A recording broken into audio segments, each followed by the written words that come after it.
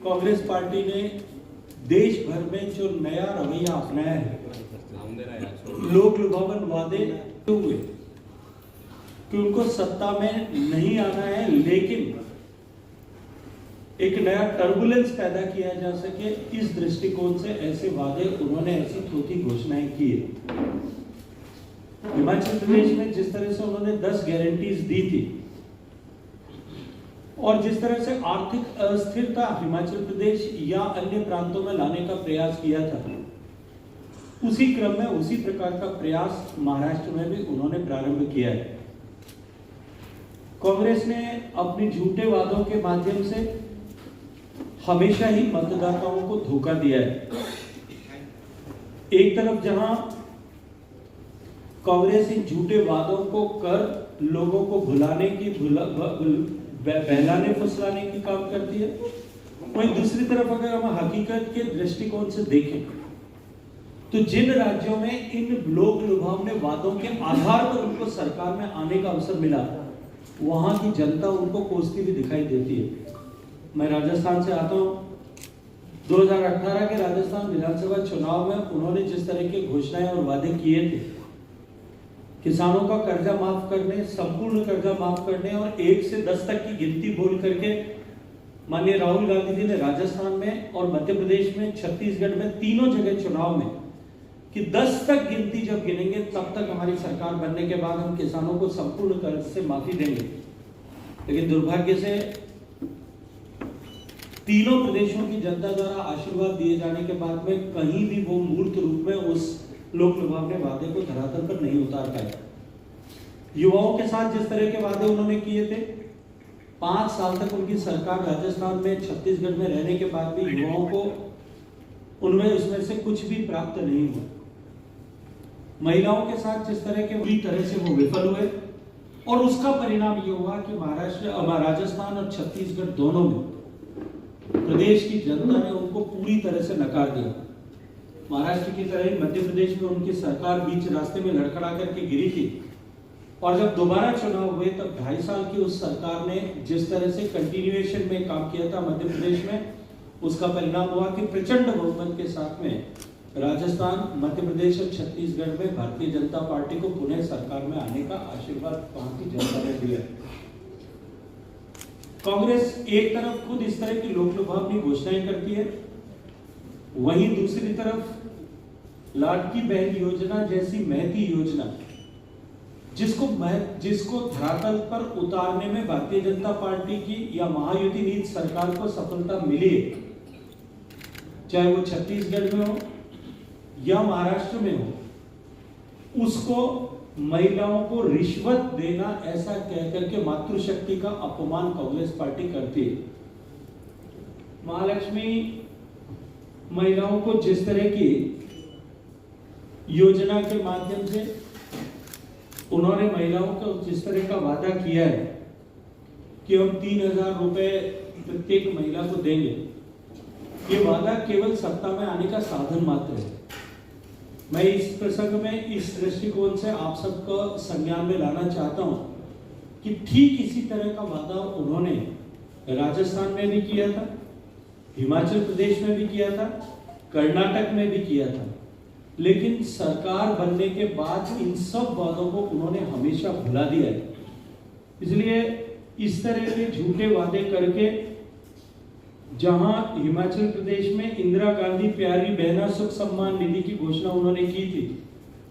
किसी भी तरह का कोई लाभ आज तक वहां की महिलाओं को नहीं मिल पाया। प्रतिबंध इस तरह के जटिल उसमें उपबंध किए गए, नियम बनाए गए, जिनके चलते हुए महिलाओं को लाभ उसका 0.5% महिलाओं को भी उसका 0.5% महिलाओं को भी उसका लाभ नहीं मिल पाया। अगर आप इन सारी घोषणाओं को एक मोटे तौर पर देखेंगे तो आप पाएंगे कि जो भारतीय जनता पार्टी की या महायुति की सरकार महाराष्ट्र में जिन वादों के साथ में ऑलरेडी काम कर रही है, या अन्य प्रदेशों में भारतीय जनता पार्टी नीति सरकारें, चाहे राजस्थान में होंगे, मध्य प्रदेश में होंगे, छत्तीसगढ़ में होंगे, उत्तराखंड में होंगे, जो भारतीय जनता पार्टी नीति सरकार यह देश की सरकार, देश में एनडीए की सरकार जिन घोषणाओं को मूर्त रूप में जमीन पर उतार करके पहले से काम कर रही है, बिना किसी इकोनॉमिक प्लानिंग के, बिना किसी आधार के, उन सारी बातों को बड़ा चढ़ा करके उन्हीं घोषणाओं को जो है एक बार फिर नए लिफाफे में पैक करके लाने का काम कांग्रेस पार्टी ने किया है। कांग्रेस केवल नकल करके, बिना किसी तैयारी के इस तरह की चर्चाएं छेड़ करके और सरकार में आने का प्रयास कर रही है। मैं आपको इसी समय में स्मरण कराना चाहता हूं, ओल्ड पेंशन स्कीम का नारा दे करके जो सरकार सत्ता में आई थी, चाहे कर्नाटक में होगा या हिमाचल प्रदेश में होगा,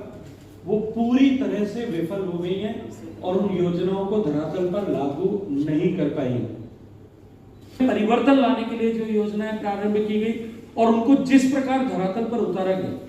योजनाओं को धरातल पर उतारने की नई व्यवस्था भारत में जिस तरह से कायम की गई कि बिना किसी भेदभाव के, न राजनीति के आधार पर, न क्षेत्र के आधार पर, न वोटों की गणना के आधार पर, न मजहब के आधार पर, न धर्म के आधार पर, न पूजा पद्धति के आधार पर, केवल और केवल गरीब को केंद्र बिंदु मानते हुए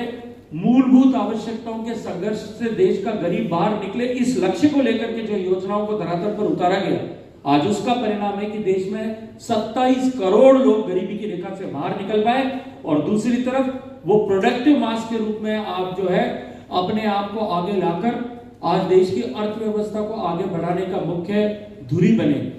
और उसी का परिणाम है कि भारत की अर्थव्यवस्था आज विश्व की सबसे तेज गति से बढ़ने वाली अर्थव्यवस्था के रूप में लगातार 3 बार अपनी पहचान बना चुकी है। आज पूरा विश्व इस बात को स्वीकार कर रहा है कि भारत जो कभी फ्रेजाइल 5 इकोनॉमीज में से एक हुआ करती थी, सबसे कमजोर इकोनॉमीज में से एक हुआ करती थी, वो भारत आज विश्व की रोबस्ट 5 इकोनॉमीज में से एक है। और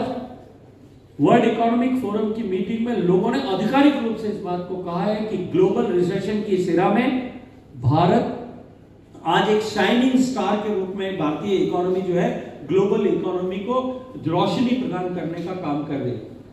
इसलिए भारतीय जनता पार्टी और भारतीय जनता पार्टी के गठबंधन की सरकारों ने जब कभी भी जो कुछ भी घोषणाएं की है, उन घोषणाओं को मूर्त रूप से उतारने का, धरातल पर उतारने का काम किया है। हम सब ने देखा कि पिछले 10 साल में भारतीय जनता पार्टी नीति सरकार ने वो 2.5 साल का काला अंधकार का मैं समय को यदि हम छोड़ दें तो भारतीय जनता पार्टी नीति सरकार ने निरंतर महाराष्ट्र के संपूर्ण आमूलचूल परिवर्तन के लिए, महाराष्ट्र में लाने के लिए काम किया है। केंद्र सरकार के सहयोग से यदि मैं थाने के दृष्टिकोण से बात करूं, आज थाने में मेट्रो रेल का काम तेज गति के साथ में चलता हुआ दिख रहा है। महाराष्ट्र में थाने को प्राथमिकता देते हुए जिस तरह से भारत सरकार ने स्मार्ट सिटी के रूप में डेवलप करने का जो विषय रखा था, उस विषय के अनुरूप काम करते हुए आज 1000 करोड़ रुपए से ज्यादा का निवेश इस थाने नगर निगम क्षेत्र में थाने को स्मार्ट सिटी बनाने के लिए better communication and better communication किस तरह से कर सकें और यहाँ के लोगों के जीवन के स्तर को किस तरह से सुधार सकें, इस दृष्टिकोण से जो है हम काम कर रहे हैं। और आने वाले समय में भी निरंतर डबल इंजन की सरकार जो है इस दृष्टिकोण से आगे काम करेगी।